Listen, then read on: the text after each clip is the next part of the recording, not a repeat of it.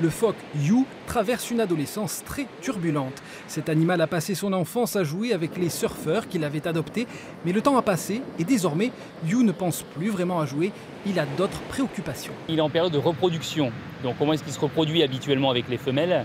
Il leur grimpe sur le dos, il plante ses griffes dans le dos et il vient mordre sévèrement en fait l'arrière du cou de la femelle. Il fait la même chose sur tous les surfeurs, il les chasse et c'est relativement violent pour l'homme.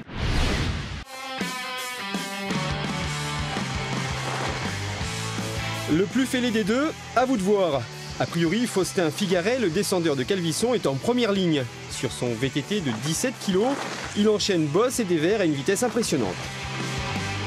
Hugo Dréchou, c'est un autre style de folie. Il faut aussi un gros cœur pour descendre et surtout monter des pentes instables avec un vélo de 9 kg. Qui dit scout dit feu de camp. Qui dit feu de camp dit bois. Eh bien le voilà, 146 terres livrées ce matin et encore là ce n'est que l'un des 6 camions attendus. Les jeunes vont faire à manger eux-mêmes le midi et le soir. Donc on a à peu près 2 à 3 kilos de bois par feu chaque jour, donc ce qui représente 600 mètres cubes. Un arbre remarquable par sa forme, mais aussi par son histoire. Elle débute en 1789 avec un certain Napoléon Bonaparte. Alors sous-lieutenant d'artillerie à Aussonne, il serait selon certains à l'origine de sa plantation. Napoléon Bonaparte venait chez son supérieur, M. Bourton, et ce M. Bourton lui a demandé de faire des plans pour faire un jardin.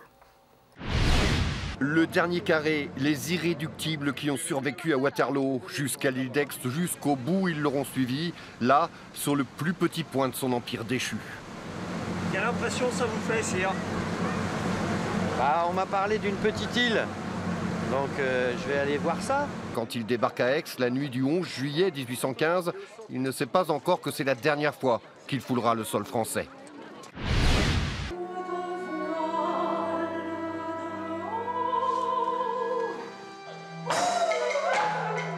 L'opéra de Katsu est à voir et entendre jusqu'à fin août au Théâtre du Peuple à Bussan.